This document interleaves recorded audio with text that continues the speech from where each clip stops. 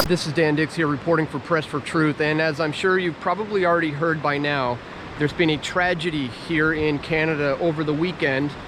There was a mass shooting in Nova Scotia where a gunman dressed up as an RCMP officer, driving around in a fake RCMP police cruiser, went on a killing rampage, and so far the death toll is up to 19 with the shooter included, and this number may in fact continue to rise because along his path of destruction was a number of burnt buildings. I saw one home just completely reduced to a pile of ashes, so it's quite possible they may still find some more bodies. And so as bodies are potentially still smoldering in the rubble, Justin Trudeau has announced that they're going to whisk through fast-track new gun legislation through Parliament to deal with this crisis. Again, we don't even know what kind of weapons this guy was using yet. We have no clue of what sort of a motive he has, but the Canadian government is fast-tracking new strict gun laws on Canadians when statistically, guys, non-licensed people who don't carry firearms are more likely, over 2/3 more likely to commit a homicide than a licensed gun owner in Canada. So what that means is the average person that you see on the street just randomly pick somebody off of a sidewalk here in Canada who doesn't have a license, who doesn't own a firearm. They are more dangerous and statistically more likely to commit a homicide than any licensed gun owner here in Canada. In fact, I talked about these numbers with the president of the Coalition for Canadian Firearms Rights, Rod Giltaca. I'll put a link to that interview in the description below, where we went over a lot of these numbers. And the fact that new legislation is not going to make it so that criminals can no longer get their hands on guns. It just makes it more difficult for law-abiding Canadian citizens to own a firearm. And let's face it, Canada already has the most vetted gun owners in the world. It's incredibly difficult to obtain a firearm in Canada. The licenses that you need to obtain, it's not easy. The strict rules around how you can transport your weapon and how it has to be stored in your home, it can be very, very strict. More so than any other nation in the world, as far as I can tell. So again, this new legislation is only going to make it more difficult for law-abiding Canadian citizens to obtain a firearm. I mean, guys, more kids are dying from choking on hot dogs than they are from any kind of firearm-related issues. So, what are we going to ban hot dogs now? I mean, it's just absolutely ridiculous. And you know, in the case of the Second Amendment in the United States, for example, that had nothing to do with protecting yourselves against a burglar, you know, some home invasion or somebody, you know, trying to rob you or something like that. No, it wasn't at all. It was about protecting you against a tyrannical government, run amok, power tripping on control. That's what it was all about. I mean, we have to understand the past in order to be able to understand the present, you know. And when you look to the past, we know that Hitler had very strict gun laws, guys, and it's again important to discuss these things. Obviously, if the Jewish people were armed, things would have gone very, very, very differently there.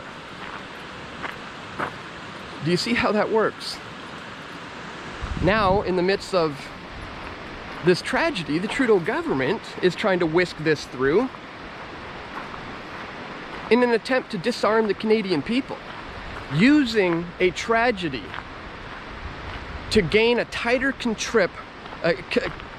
grip of control over the Canadian people. That's what we're seeing right now, guys. So, again, guns are not the problem. The government is the problem. The government is far more responsible for more deaths than any gun-related incident that you can possibly come up with, guys.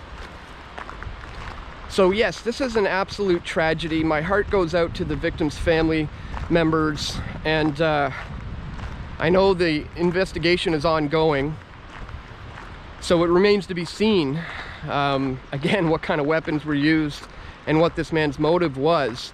But the point of today's video, guys, is that we can't just give up our freedoms, give up our basic fundamental rights as Canadians in the wake of a tragedy based on our emotions, okay? They're playing on your emotions right now and using this opportunity to take away your guns.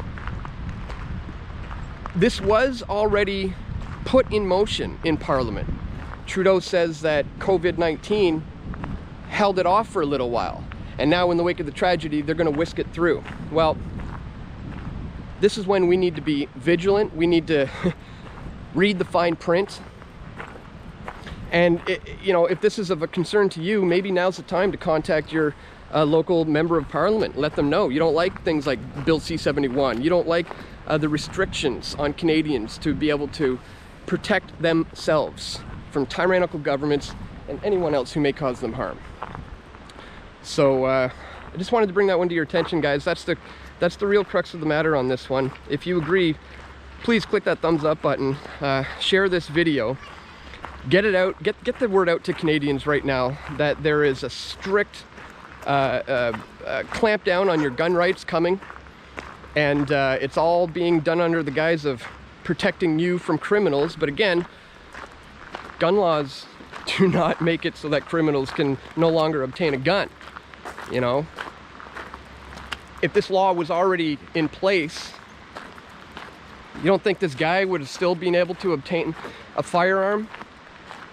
If more people were armed along this path of destruction, perhaps it could have been stopped before people had to rely on the police. So maybe moving forward, if government is the problem, we should privatize the police. Maybe we should privatize everything.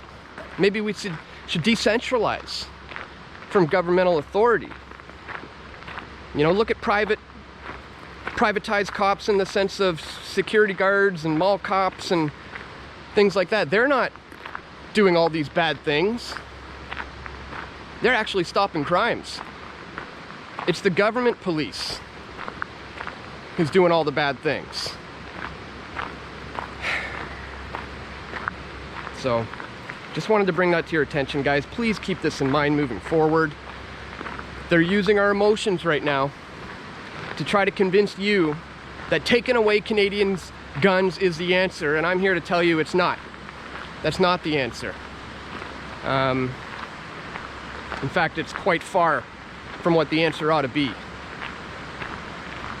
In this technical era, you can get a 3D printer and print your own gun. Do it what you will with that information. I interviewed Cody Wilson about that, the guy who invented this and drew up the blueprint. I'll put a link to that in the description as well, guys. On that note, don't let the government manipulate your emotions to the point of giving up fundamental freedoms. We're seeing it happen in the midst of this COVID-19 pandemic.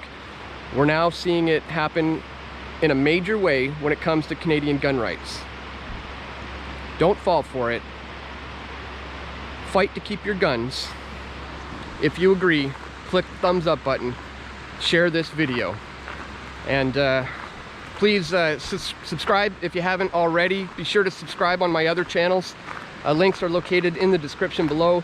BitChute.com/pressfortruth, Float.app. There's a number of other decentralized platforms that aren't going to censor me. It's quite possible this video may be removed from YouTube. So be sure to subscribe to me on these other platforms, guys, and if you do want to support my efforts to continue producing videos on this channel, check the links in the description to find out how you can support my efforts.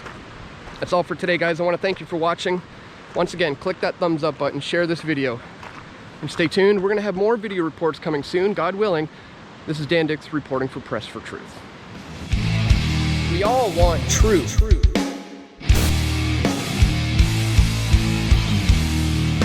The truth will set you free.